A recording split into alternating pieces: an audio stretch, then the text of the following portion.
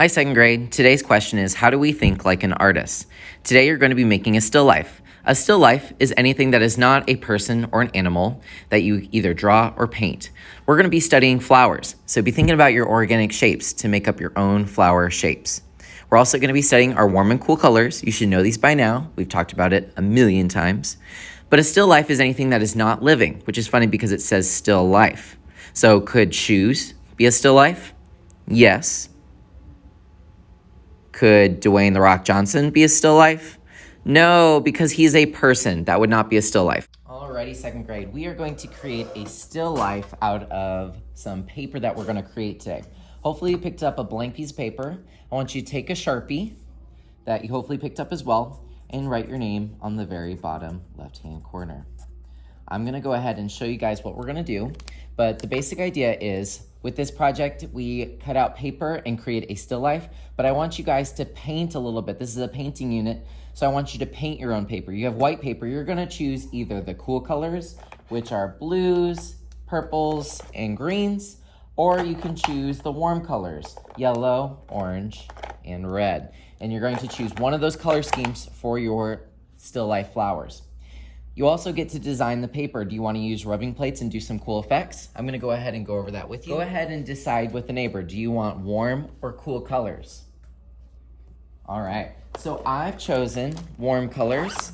I have the rubbing plates out. The first thing I want you to do is maybe add a little bit of texture to your paper.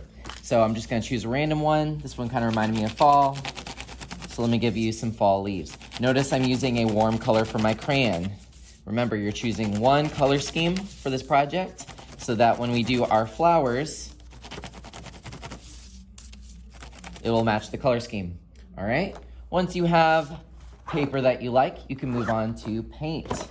First thing you're gonna need is a palette, a paper towel, and also one big paintbrush, and then you'll follow the green arrows.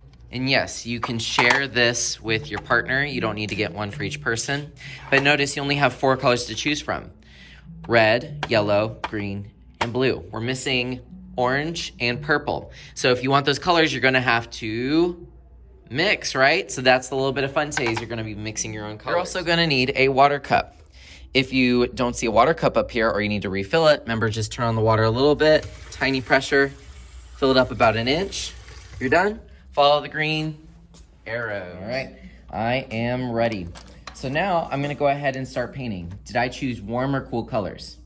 Warm colors, so I'm gonna be over here. Now if you're choosing cool colors and you wanna make purple, you're gonna mix red and blue. So if you're doing cool colors, you might need a little bit of red, but otherwise if you're doing warm, you just need these two. I'm gonna dip in my water, let it drip, and then paint. I'm gonna go into that red. Now should I press hard or soft? I should press soft. Very good, and get lots of water in there. And then you just go for it. Now let's say I want to switch colors. I need to dip, let it drip, dry off on my paper towel, dip, let it drip, and then I can go into that yellow without messing up that beautiful yellow color. And then wherever the colors mix, you're going to get that orange. Same thing with purple and blue. It will all mix together. All right, I'll be right back once this is all done. All right, now I understand things happen. Look, I accidentally got a little bit of red and my watercolor's a little bit leaky. So just take your paper towel and just give it basically like a little kiss, not a real one, and get rid of that before it stains forever. And then once you're all done and you and your partner are done, you can put your paintbrush in the water cup. Water cup goes in the sink, and then this goes on the back counter. Paper towel is trash. Water cup goes in the sink. Palettes go over here. Paper towel in the trash. Once you have completely covered the paper, I don't want to see any white. I want to see color, baby color. You're going to put this on the drying rack. It's going to be kind of a little bit flimsy, but that's okay. Should I put it on the top or the bottom? The bottom, very good. And then leave it. It needs to dry for next time. Once you have cleaned up, I want you guys to take your sketchbook off the back counter. If you don't have a sketchbook, that's okay. And I want you to go to any blank page. You guys are going to plan out your still life. Think about the vase. It's probably gonna have an ellipse. Is it gonna be curved? Is it going to have handles? What colors are you going to use?